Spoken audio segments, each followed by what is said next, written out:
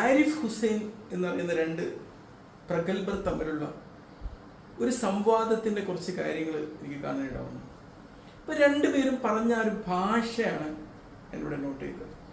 നമുക്ക് രണ്ട് രീതിയിലുള്ള സംസാരമുണ്ട്.